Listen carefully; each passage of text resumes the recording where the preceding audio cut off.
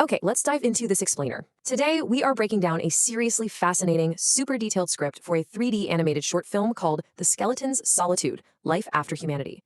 Imagine you have complete creative control over a 4-minute cinematic masterpiece. Like, what exact story would you tell, and how would you make the audience really feel it? This script tackles one of the most profound thought experiments we can even imagine, and it blends these crazy, hyper-realistic animation constraints with a deeply, deeply emotional narrative. So let's explore exactly how it builds this silent world.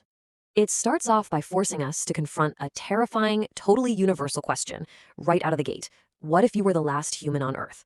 The script demands that this question hits the viewer right in the first 10 seconds of the animation.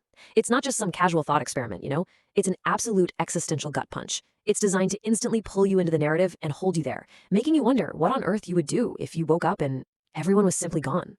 The creator visualizes this with a completely chilling cinematic opening. We get this extreme aerial shot of a massive modern metropolis.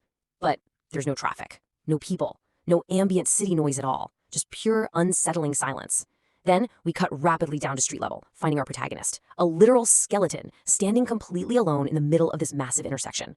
He checks his phone, gets no answer. He looks around in sheer confusion and slowly whispers just one line: "Where's everyone?"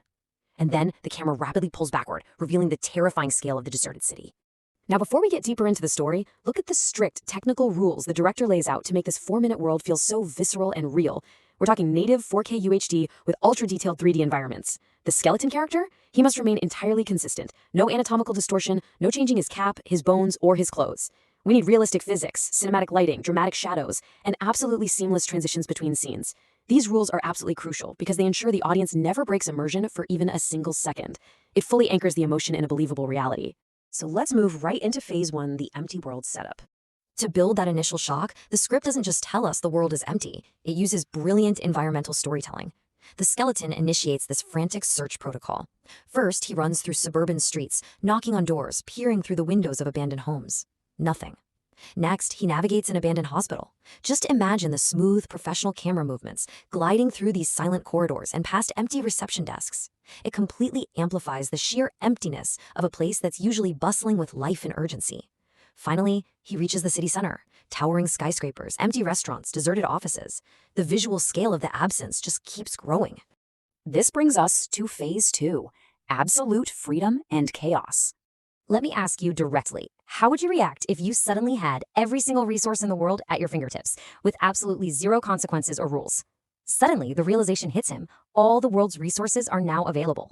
Our skeleton hits the honeymoon phase of the apocalypse. He grabs a shopping cart and just starts raiding a huge supermarket, because let's be honest, who hasn't dreamed of skipping the checkout line forever? He hits up a massive shopping mall, tries on different clothes, plays arcade games, he even straps on a VR headset. He's living it up, fully enjoying this bizarre, unlimited freedom where he is the undisputed king of an empty world.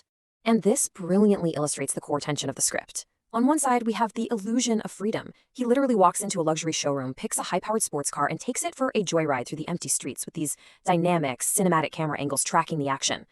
But on the flip side, we have the crushing reality of isolation. The sports cars, the clothes, the VR headsets, they're all just a temporary high, right?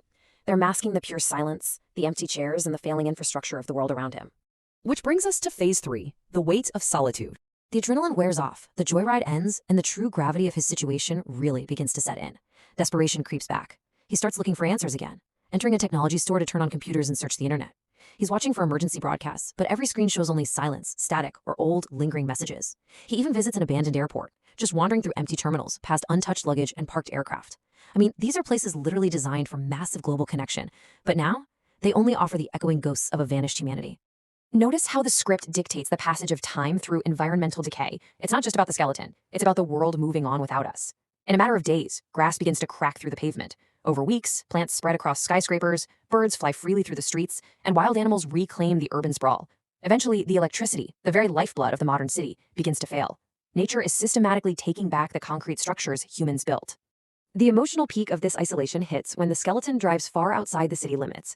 He pulls his car over beside a massive, empty, multi-lane highway, steps out, and just listens to the silence. Without the hum of engines, the chatter of people, or the buzz of society, he realizes for the very first time just how enormous and how incredibly lonely the world has actually become. It's a really stark reminder of how much we rely on the background noise of humanity just to feel connected. The script then brings this vast global loneliness down to a devastatingly intimate, domestic level. At night, he returns to a large house. He goes through the motions of a normal evening, cooking food, watching an old movie, playing video games on this huge couch. But then he just looks over at an empty chair beside him. It's this tragic, quiet moment of remembering what human connection, what human life actually used to feel like. Finally, we enter phase 4, the final mystery. The city's automated systems can't run forever, right? Suddenly, the power grid finally dies, pitching the city into total, absolute darkness under a sky full of brilliant, indifferent stars. Our skeleton climbs to the top of a skyscraper to look out over the dead metropolis. But amidst this massive sea of blackness, there is a jarring, impossible visual contrast. Down below, there's a small, abandoned building, and inside, one single light is still glowing. In a completely dead city where the grid has totally failed, this is physically impossible. Something or someone is generating power. So the crucial point is what he finds when he investigates. He carefully enters the building and discovers an old radio actively transmitting a mysterious signal. This isn't just static, it's a deliberate transmission. Driven by a renewed, frantic sense of hope, he tracks this signal, following it all the way up to another rooftop, just as the sun begins to rise over the horizon. And here is the absolute heart-stopping climax of the script, as he looks across the silent, sunlit city for one brief, agonizingly short moment. A distant, human-like silhouette appears on another rooftop. The skeleton freezes, the audience freezes, and just as quickly as it appeared, the silhouette completely vanishes. No way, right? Let's break down the director's specific instructions for this final, defining sequence. The camera initiates a slow, deliberate zoom on the skeleton's face as he stares into the distance, trying to process what he just saw. Was it real? Was it a hallucination born of pure loneliness? Then, the animation cuts to a massive, sprawling aerial shot, showing the entire empty city bathed in the warm light of the sunrise. The pacing here is meticulously designed to let that pure atmospheric suspense just wash right over the viewer.